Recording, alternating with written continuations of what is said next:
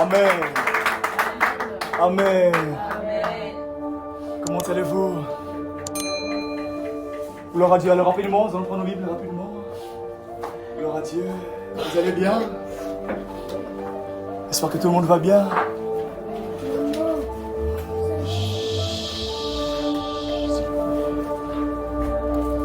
Rapidement. J'ai 2 versets à vous proposer ce soir. Ils seront dans le livre de Matthieu, chapitre 7, verset 7. Ensuite, nous prendrons Marc 11, verset 24. Les autres versets seront en train de glander moi-même par la suite. Rapidement, Matthieu 7, verset 7. C'est à la page, rapidement. Je sens mon esprit en feu ce soir. Wow. Yes. Matthieu 7, verset 7. Yes. La parole de Dieu dans Matthieu 7, verset 7. Yes. Ne jugez point afin que vous ne soyez point jugés. Matthieu 7, verset 7.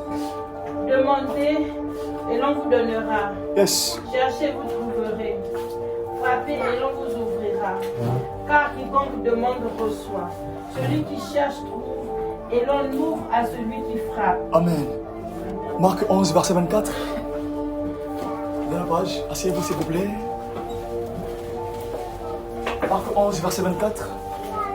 Lis la parole de Dieu dans Marc 11, verset 24.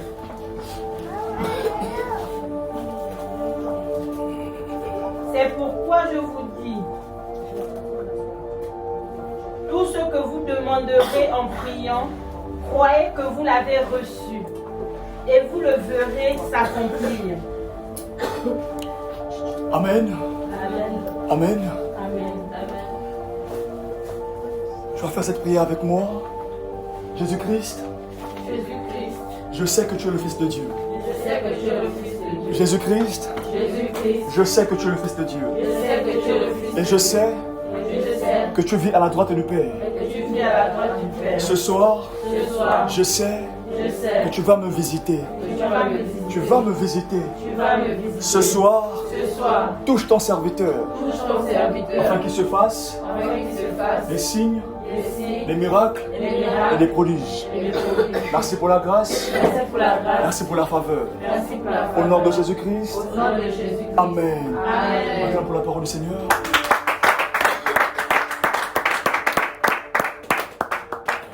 S'il vous plaît, calmez-moi les enfants, s'il vous plaît. Ce que je suis en train de dire ici ce soir, j'aurai besoin de ton attention. Ce que je suis en train de dire ce soir, demande à ce que tu sois vraiment concentré. Sois vraiment concentré. Amen. Amen. Tu me dis avance et j'avance. Alors le samedi, le pasteur Menchi était en train de nous parler de la prière. Il nous a parlé de la prière, de l'importance de la prière. Alors ce soir, j'aimerais introduire un sujet qui est beaucoup complexe. Un sujet qui sort complètement du domaine de l'évangélisation, de l'évangile. J'entre directement dans le monde spirituel. Alors j'aimerais que tu me suives avec ton esprit ce soir, pas avec tes yeux. Ce que je suis en train de dire ce soir est très important. Ça demande ton attention. Ce soir, je parlerai sur comprendre le système ou le mécanisme du royaume. Ou si vous voulez, comprendre la législation de l'esprit. Comprendre le système ou le mécanisme du monde spirituel. Ou comprendre la législation du domaine spirituel. Amen. Je me dis avance et j'avance. Alors vous devez savoir que le monde spirituel est un monde de loi. Et lorsqu'on parle de législation, on parle de toutes ces lois qui régissent le monde spirituel. Le monde spirituel est un monde rempli de lois. Sans une bonne compréhension de ces lois, tu ne peux pas avancer. Il y a plusieurs lois. Nous avons la loi de la sémence et de récolte. Dans Galates 6, verset 7, la Bible nous parle de la loi de la sémence et de la récolte. Deuxièmement, nous voyons la loi de la foi. Dans Marc 11, verset 24, la Bible déclare que c'est pourquoi je vous dis, tout ce que vous demanderez en parlant, en priant en temps pour moi, croyez que vous l'avez déjà reçu. Et vous le verrez accomplir. Et la Bible nous parle également de la loi du péché et de la mort. Romains 8, verset 2 dit, en effet, la loi de l'esprit de vie en Jésus-Christ m'a affranchi de la loi du péché et de la mort. Ensuite, nous voyons la loi de l'obéissance et de la bénédiction qui est attachée à Deutéronome 28. Qui dit, si tu obéis à mes préceptes et à mes commandements, tu seras béni. Donc le monde spirituel te demande de lois. Et te monde rempli de lois. Sans une bonne compréhension de ces lois, tu ne peux pas avancer. Je disais ici, que pour avancer dans le monde spirituel, pour avancer dans les choses de l'esprit, il te faut une bonne compréhension de ces systèmes divins pour avancer. Tu ne peux pas contourner ces lois. Tu ne peux pas faire un détour. Tu ne peux pas traverser, aller à côté, dépasser ces lois. Non. Et il te faut bien comprendre ces lois pour avancer. Parce que sans une bonne compréhension de ces lois, tu seras en train de faire du surplace. Beaucoup de gens aujourd'hui, malgré qu'ils sont en train de prier, tournent en rond parce que, non pas parce qu'ils ne prient pas assez, non pas parce qu'ils ne jeûnent pas comme il faut, mais parce qu'ils n'ont pas une bonne compréhension des systèmes divins. Certaines choses tardent dans ta vie, non pas parce que tu ne pries pas assez, mais parce que tu n'as pas une bonne compréhension des systèmes divins. Il te faut connaître ces lois. Il te faut comprendre ces systèmes, ce mécanisme spirituel pour avancer, pour avoir des résultats. Je t'ai dit que la prière était faite pour des résultats et non pour des sensations. Mais pour avoir ces résultats, il te faut comprendre ces systèmes divins. Il te faut comprendre ces lois. Il te faut comprendre ces lois. Et dans le domaine de cette législation, il y a 3 dimensions. Il y a 3 dimensions. Nous voyons la dimension de l'intercession.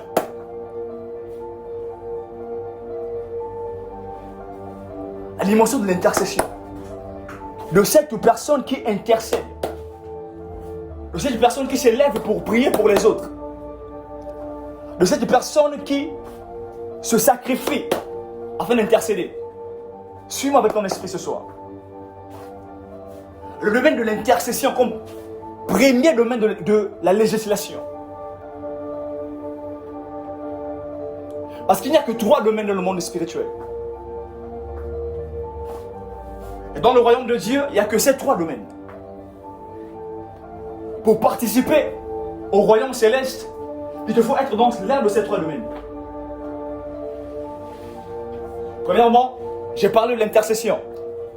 Hébreux 12, verset 22, verset 24 dit, « Mais vous vous êtes approchés de la montagne de Sion, de la cité de Dieu vivant, la Jérusalem céleste, des myriades qui forment le cœur des anges. » 23, « De l'assemblée des premiers-nés inscrits dans les cieux, le juge qui est le Dieu de tous, de tous les esprits des justes parvenus à la perfection. » Verset 24, « De Jésus qui est le médiateur de la nouvelle naissance, la nouvelle alliance autant pour moi, et du sang de l'aspersion qui parle mieux que celui d'Abel. » L'intercession. Le premier domaine de la législation dans l'esprit. C'est ce premier niveau. Lorsqu'on commence à prier, il te faut atteindre ce niveau. Lorsque tu pries et que tu n'as pas atteint ce niveau d'intercession, sache que tu passes à côté.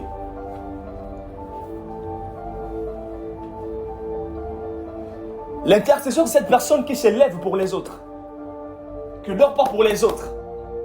Non pas pour lui, mais pour les autres. Il prie pour les autres. Il jeûne pour les autres. Et bien déclare dans Isaïe 50, verset 4, le Seigneur l'Éternel m'a donné une langue exercée pour que je sache soutenir par la parole celui qui est abattu. L'intercesseur, c'est celui qui se lève en faveur des autres. C'est celui qui se lève pour prier pour les autres. Alors que certains sont en train de dormir, lui, il se lève à l'aube pour intercéder pour les autres. Pour prier pour les autres.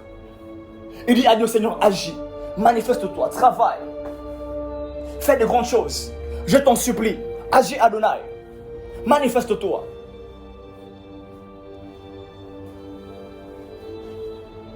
Il te faut atteindre ce niveau dans le monde spirituel.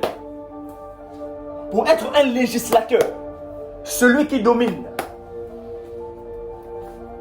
celui qui ne subit pas des décisions de sa vie, mais celui qui prend des décisions, des initiatives pour sa vie. Je disais que dans le monde spirituel, les hommes normaux sont contrôlés par le temps, mais les hommes spirituels contrôlent le temps. Pour contrôler le temps, il te faut être un législateur dans le monde spirituel. Une personne qui est capable de donner des lois, d'appliquer des lois. Non pas pour les subir, mais pour les appliquer. Non pas pour obliger le royaume, mais pour s'aligner. Parce que le monde spirituel ne répond pas aux agités, mais à ceux qui s'alignent aux principes.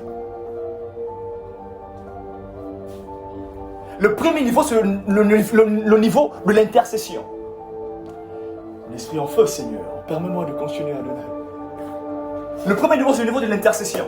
Cette personne qui se lève en faveur des autres et dit à Dieu, Seigneur, agis. Seigneur, fais quelque chose. Seigneur, manifeste-toi. J'ai vu Adonai. Ici au Gabon, les gens sont en train de pleurer. Seigneur, lève-toi. Agis, Seigneur. Seigneur, manifeste-toi. Seigneur, agis. Et il ne prie pas simplement pour avoir. Mais il prie pour les autres. Il dit à Dieu, Seigneur, si tu n'agis pas, qui pourra agir? Si tu ne te lèves pas, qui va se lever, Adonai? Lève-toi, Jésus-Christ. Dis à ton voisin, intercède.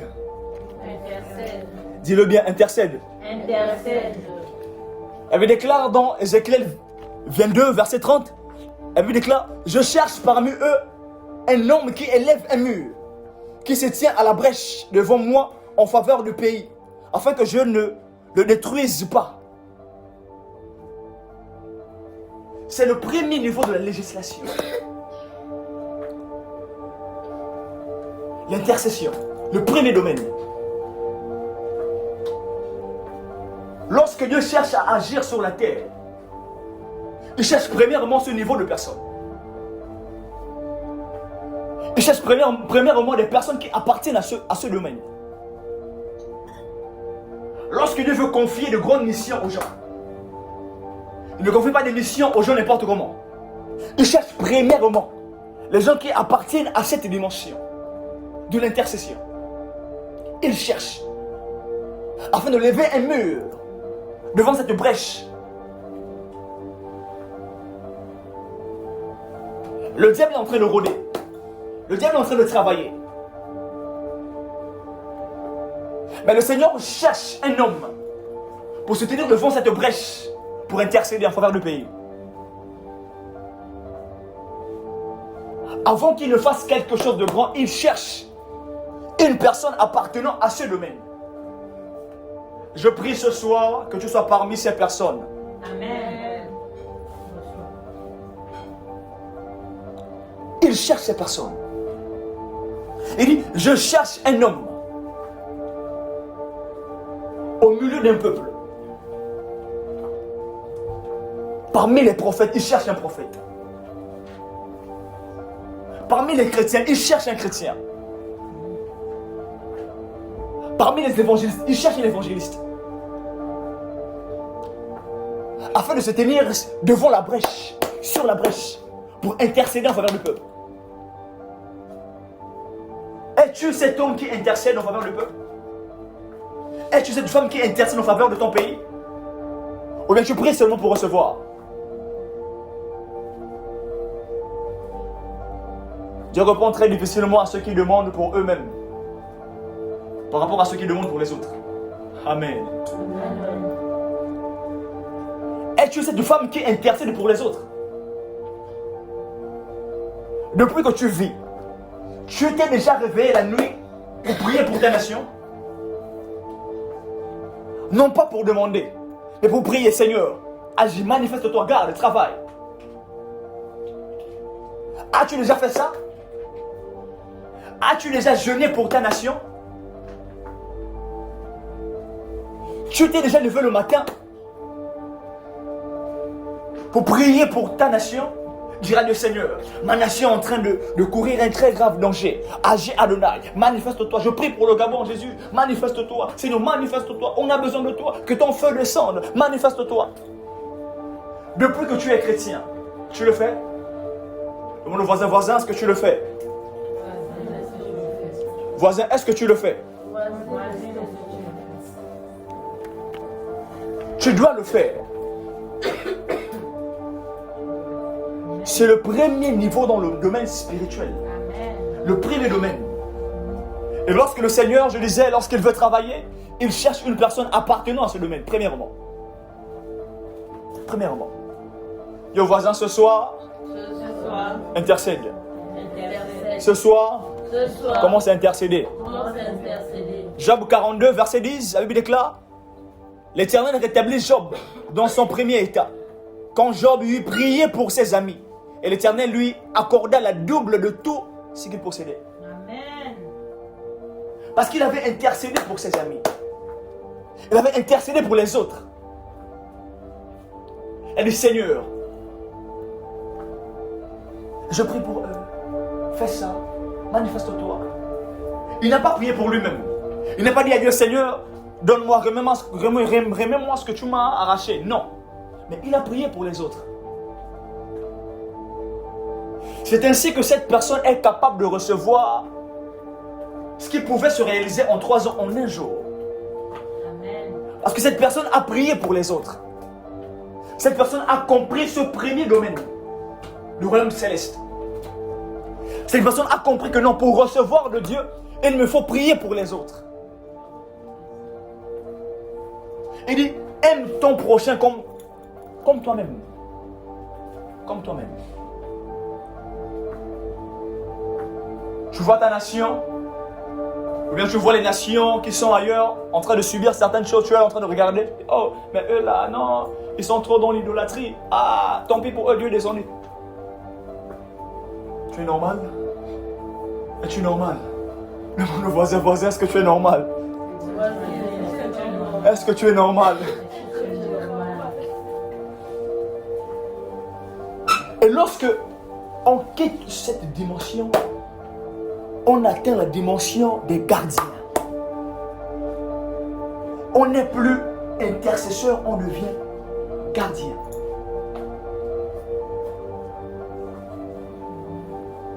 Parce que dans le domaine spirituel, les choses avancent à chaque fois. Les choses changent à chaque fois. Le pourquoi est-ce que les vieillards à chaque fois disent Saint, Saint, Saint. Je disais, le mot Saint là, dans son radical, dans une autre définition, ça veut dire différent, différent, différent. Ils disent différent, différent, parce qu'à chaque fois qu'ils levaient leurs yeux, ils voyaient le roi différent. Différent, différent, différent, différent. Alors, lorsqu'on quitte ce domaine de l'intercession, on devient gardien. On entre automatiquement dans le domaine des gardiens. Des gardiens.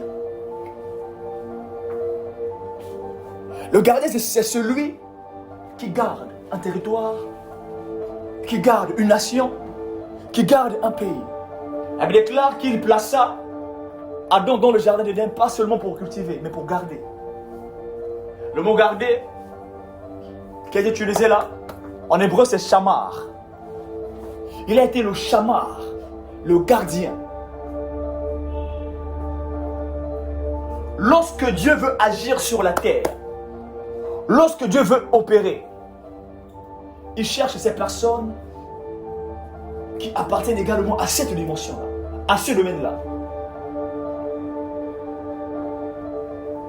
Pour garder, pour préserver, pour protéger. Elle me déclare que Israël est sorti d'Égypte par un prophète et a été gardé par un prophète, a été Shamar par un prophète. Israël est l'une de ses armées. Lorsqu'il a voulu garder son peuple, il a choisi un homme qui appartenait à cette dimension-là, à ce domaine-là. Il l'a placé comme étant le Shamar. Es-tu un gardien? Ou bien tu es là que pour subir? Mon voisin, est-ce que tu es un gardien?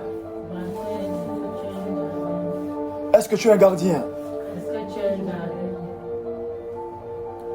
Le gardien est là pour veiller sur le troupeau.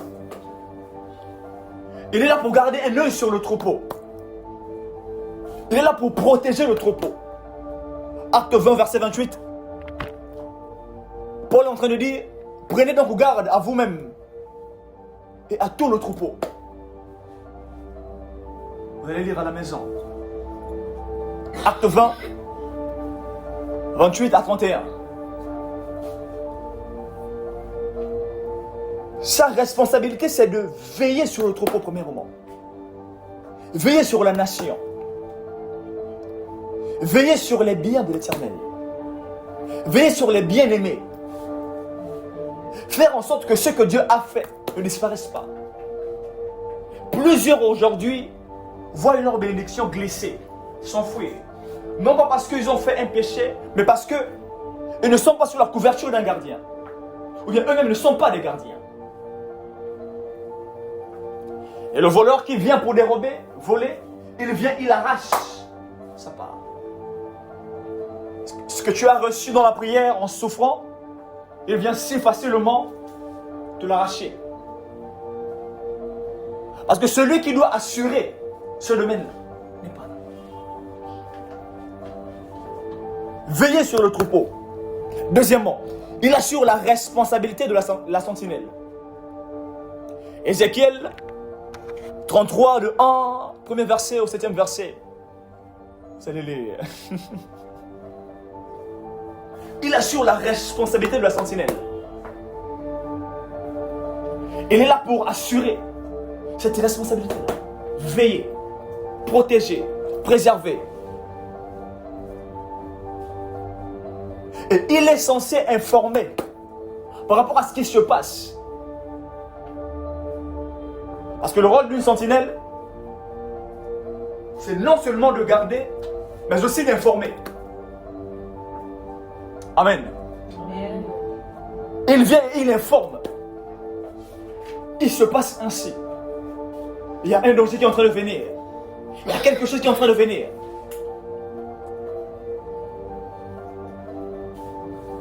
Es-tu un gardien? Ou bien est-ce que tu subis des choses? Les hommes spirituels ne subissent pas la vie. Ils ne sont pas conduits par la vie. Ils sont eux qui conduisent leur vie. Amen. Amen. Est-ce que tu es un gardien? Ou bien tu es celui qui est en train de subir? Demande au voisin, es-tu un gardien? Donc son rôle, c'est de voir, discerner, avertir. Voir, discerner et avertir. Le rôle du gardien. Le rôle de cette dimension-là.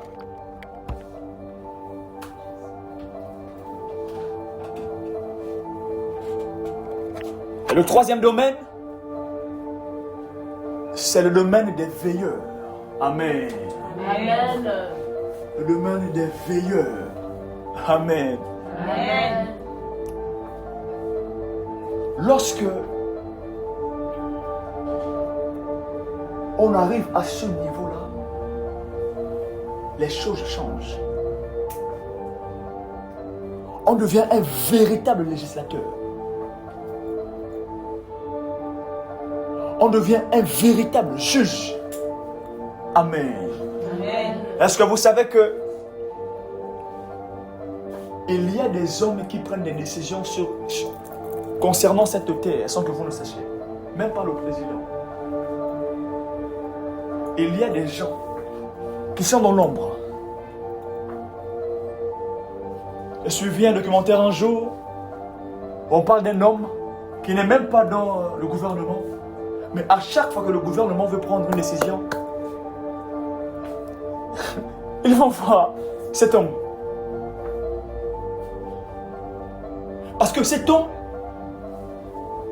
n'est pas qu'un gardien, n'est pas qu'un intercesseur, mais cet homme est un veilleur. Il est devenu un véritable juge, capable de prendre des décisions par rapport à ce qu'il a vu, par rapport à ce qu'il voit, par rapport à ce qu'il ressent. Ésaïe 50, verset 4 dit: le Seigneur éternel m'a donné une langue exercée pour que je sache soutenir par la parole celui qui est abattu. Il éveille chaque matin, il éveille mon oreille pour que j'écoute comme écoute des disciples. C'est ici même le secret du prophétique. Ésaïe 50, verset 4.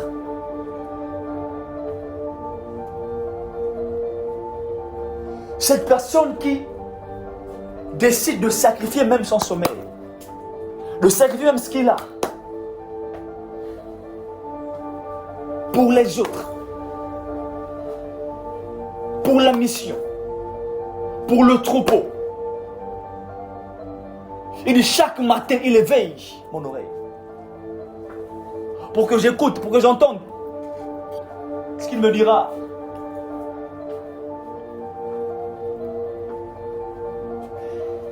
Un veilleur, c'est cet homme qui, à l'aube, se lève, non pas seulement pour intercéder, mais d'abord pour écouter. Deuxièmement, pour voir. Et troisièmement, pour intercéder.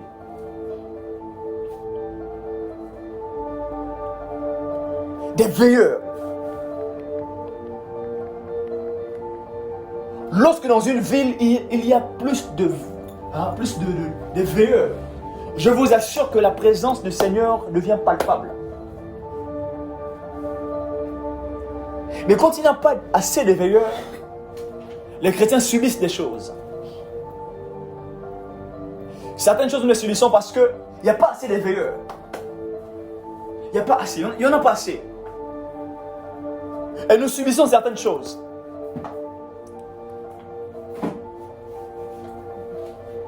Pour pouvoir atteindre cette dimension dans l'esprit, afin de recevoir ce que tu demandes à Dieu, deviens un veilleur.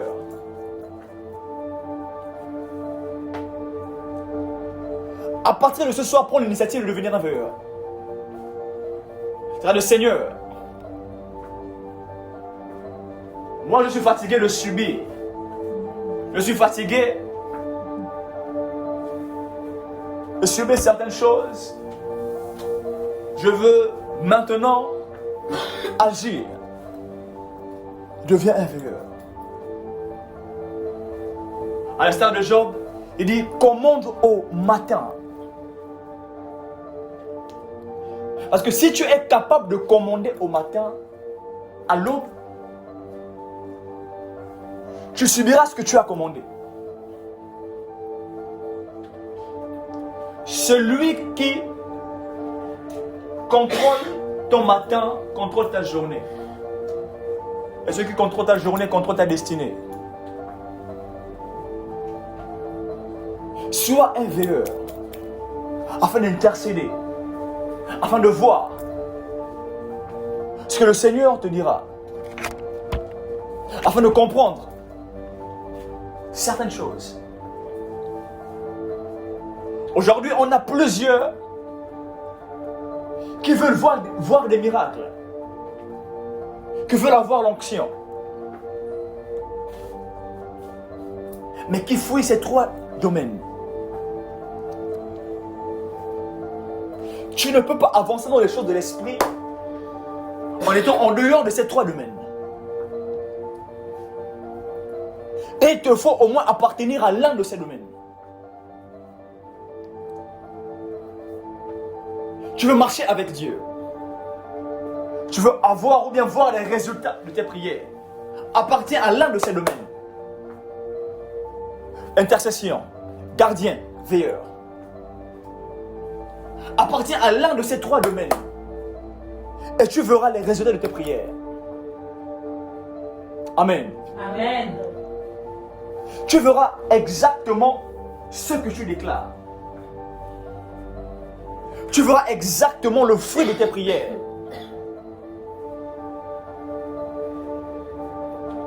Et quelqu'un m'a posé une question. Mais prophète, comment faire pour atteindre cette dimension? Amen. Amen. Comment faire pour entrer dans l'un de ces domaines? Comment faire pour devenir un intercesseur? Comment faire pour devenir un gardien? Comment faire pour devenir un veilleur? Dis avec moi la prière. La prière. La prière. La prière. La prière. La prière. La prière est cet élément-là qui te permet d'entrer dans l'un de ces domaines. Sans la prière, tu ne peux pas y accéder. Certaines choses te résistent parce que tu ne pries pas vraiment. Tu penses que ça viendra comme ça. Non. Pour appartenir à l'un de ces domaines, il te faut persévérer dans la prière. La Bible déclare, la prière fervente du juste, elle a une grande efficacité.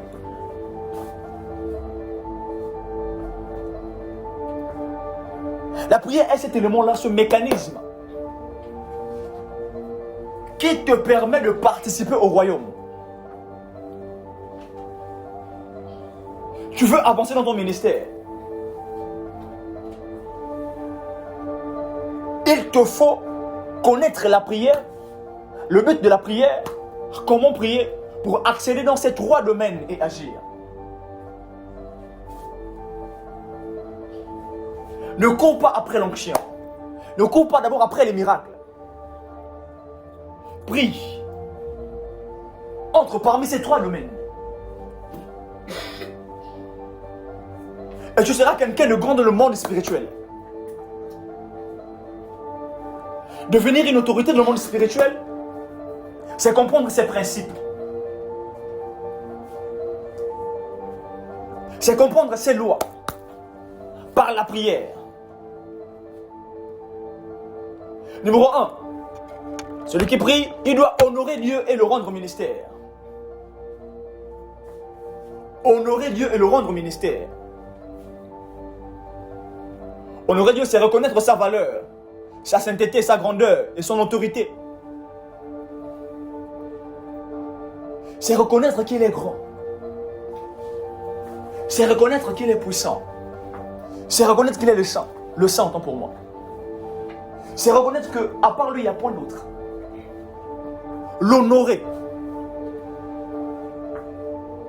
1 Corinthiens 6, verset 20 dit, glorifiez donc Dieu dans vos cœurs.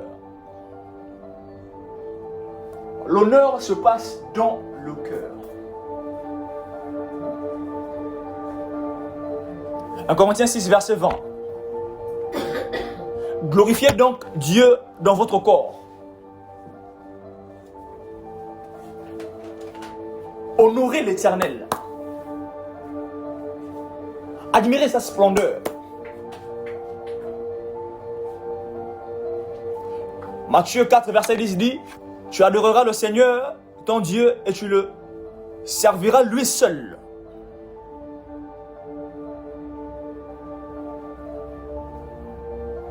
C'est le premier niveau de la prière. L'honneur. Honorer Dieu. Honorer l'Éternel. Non pas pour demander, mais pour honorer sa grandeur. Pour célébrer sa sainteté. Pour célébrer sa grandeur.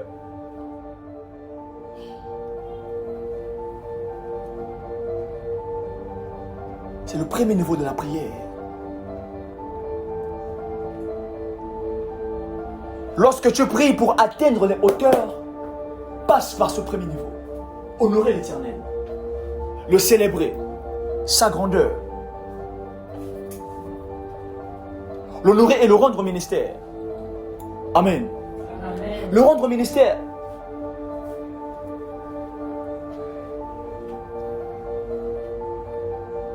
Plusieurs, lorsqu'ils se mettent à prier, lorsqu'ils veulent prier, il y a 90% de demandes. Et 10% adoration. Jusqu'au point où on pense que l'adoration c'est chanter. Amen. L'adoration c'est pas chanter. Amen. Amen. Amen. Amen. Il faut l'honorer. Tu dois l'honorer, c'est le premier niveau. Acte 13, verset 2. Comme ils servaient le Seigneur dans leur ministère et qu'ils jeûnaient, le Saint-Esprit dit, mettez-moi à part Barnabas et Saul pour l'œuvre à laquelle je les ai appelés. Remarque une chose. Ils servaient le Seigneur.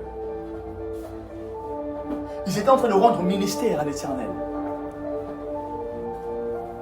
À lui seul.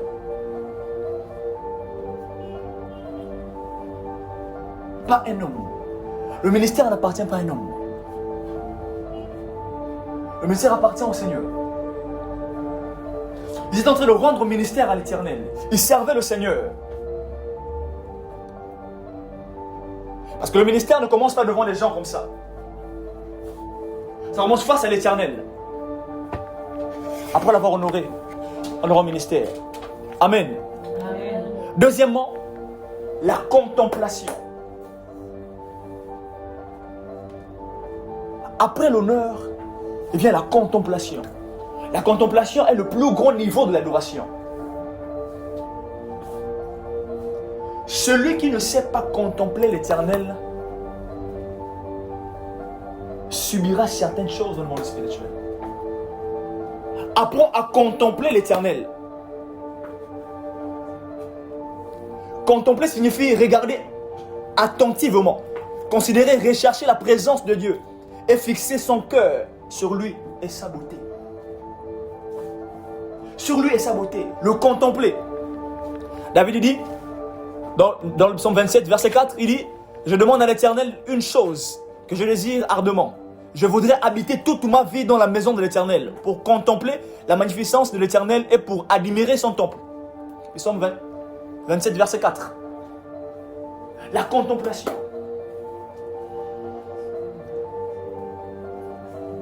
La contemplation est ce niveau qui te permet d'obtenir de Dieu. Tu dois apprendre à le contempler. Tu dois apprendre à contempler le Seigneur. Tu dois apprendre à dire à Dieu, Seigneur, ce soir je suis venu non seulement pour demander, non pas pour demander, mais pour te contempler. J'aimerais te contempler. Comment entrer dans ta maison pour te contempler, comme a dit David. De contempler, c'est chercher Dieu. Pour Dieu. Chercher Dieu pour Dieu. Amen.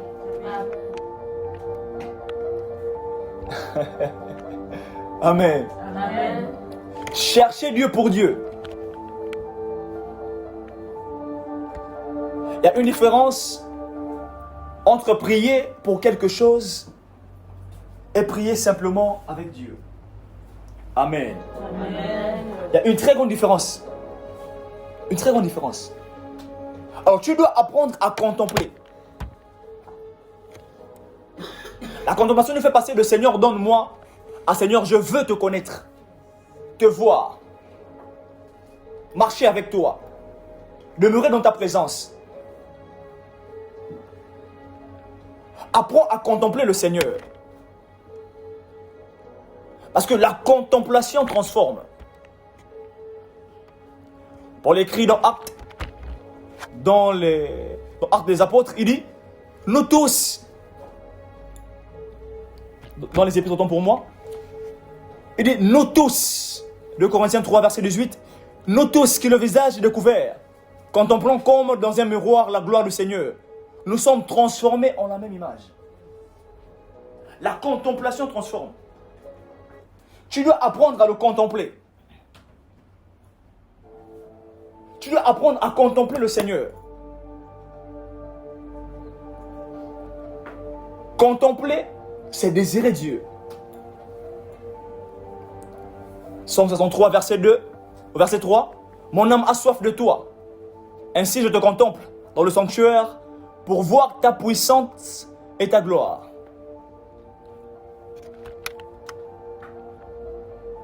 Remarque une chose sur ce verset. On voit la soif de Dieu, recherche de Dieu, contemplation de Dieu, perception de sa gloire. Amen. Amen. Mon âme a soif de toi. Ainsi je te contemple dans le sanctuaire pour voir ta puissance et ta gloire.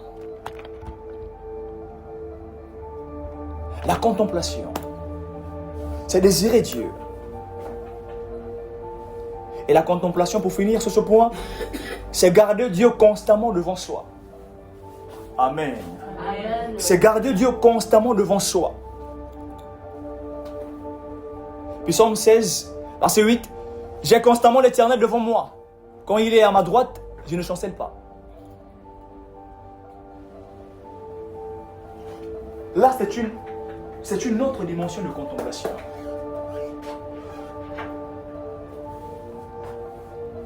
C'est une autre dimension de contemplation. Garder Dieu constamment pour soi-même. Amen. Amen. Dis au voisin, apprends à contempler Dieu pour soi-même. Dis au voisin, apprends à contempler Dieu.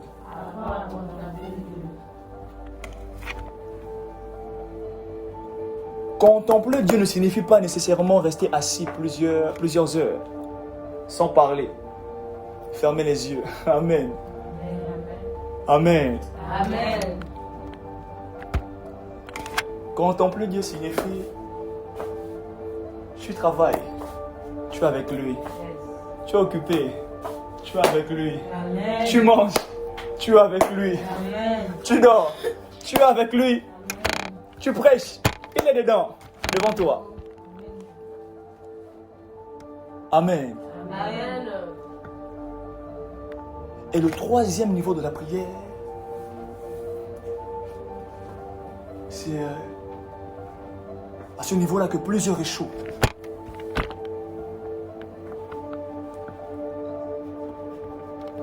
Le niveau, ça s'appelle l'attente. Amen. Amen. L'attente. Attendre. Dieu ne confie pas ses trésors aux gens qui ne peuvent pas attendre. Dieu ne confie pas sa mission aux gens qui n'ont pas suffisamment de patience pour attendre.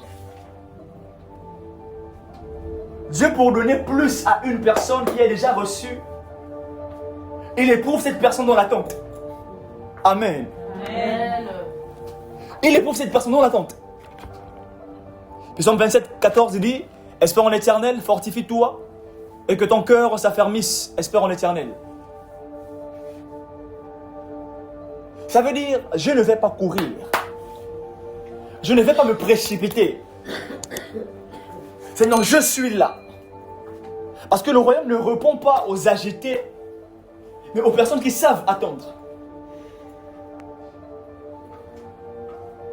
Il y a des choses qui me résistaient. Parce que je n'avais pas compris ce mécanisme. Je ne comprenais pas ce point-là. Je pensais qu'il suffisait seulement de prier, jeûner, c'est tout. Or que, il fallait que j'attende. Lorsque le Seigneur m'a emmené à faire des longs moments de prière,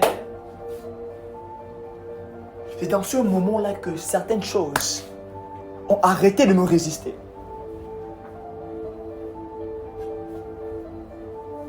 Le pourquoi le péché frappe chaque fois à ta porte. Le pourquoi certaines batailles frappent à ta porte. C'est parce que tu ne pries pas assez. Tu n'attends pas longtemps la prière.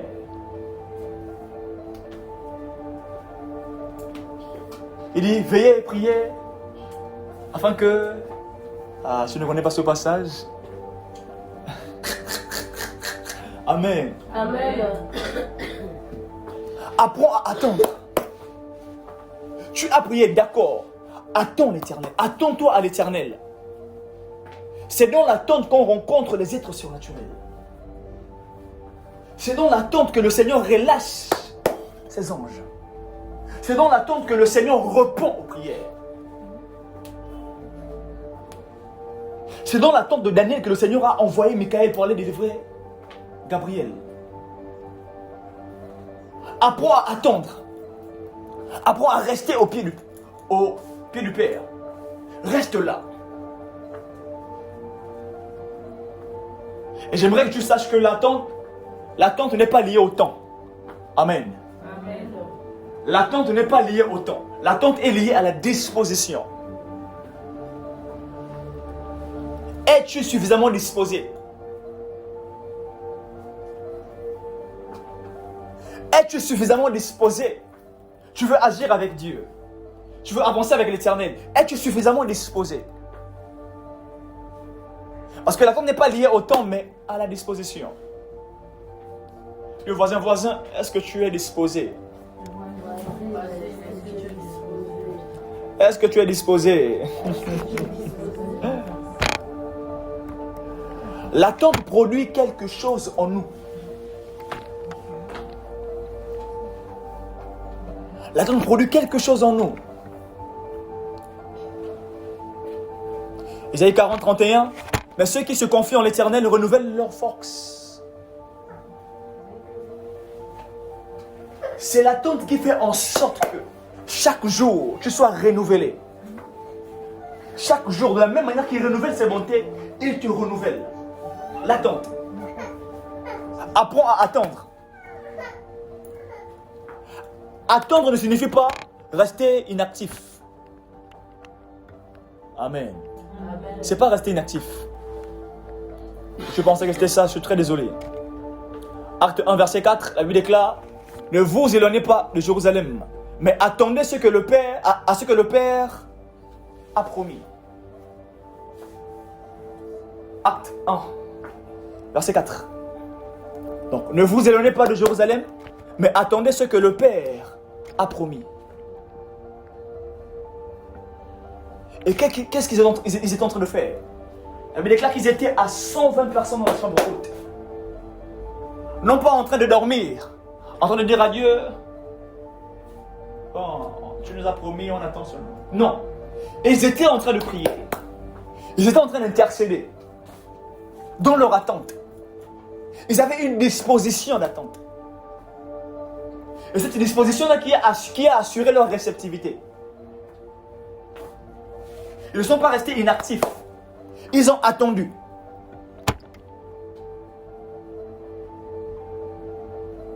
Apprends à attendre en priant. Dis au voisin, apprends à attendre en priant.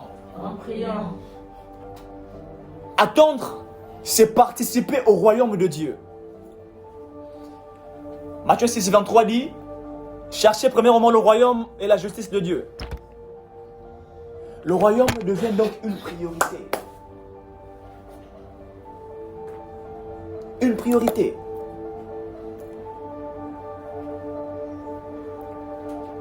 Tu participes au royaume en évangélisant,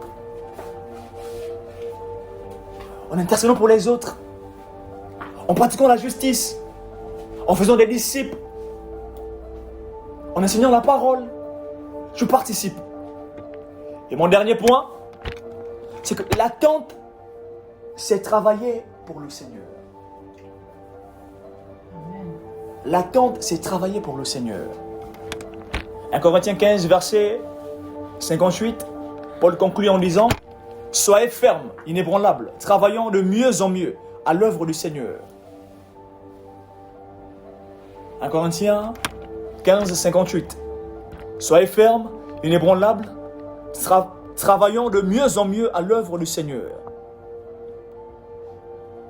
Pourquoi? Parce que votre travail ne sera pas vain. Amen. Votre prière ne sera jamais vaine.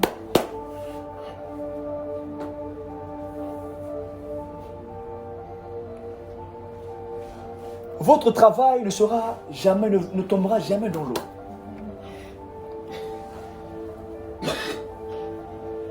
À partir de ce soir, apprends à attendre en priant.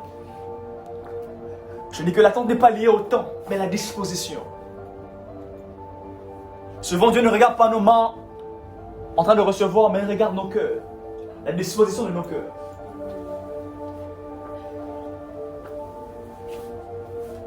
Il faut que tu sois suffisamment cette personne qui sait attendre pour recevoir. Je ne sais pas attendre, tu ne recevras pas certaines choses. Tu veux connaître les mystères de Dieu. Tu veux parler de Dieu. Tu veux évangéliser. Tu veux faire des miracles avec Dieu. Apprends à attendre. Apprends à rester auprès de lui. La Bible déclare que lorsque Moïse monta sur la montagne, la gloire de Dieu était là. Mais il n'était pas encore là. C'est après 8 jours que le Seigneur est venu. Amen. Amen. C'est après 8 jours qu'il est venu se présenter. Pendant ce temps, il était en train d'attendre. Il patientait. Il pouvait se dire, c'est bon. La gloire est déjà là, je descends. Non. Mais il a attendu. Afin de participer au royaume. Apprends à attendre. Et je ne sais pas attendre, tu auras du mal à avancer avec lui.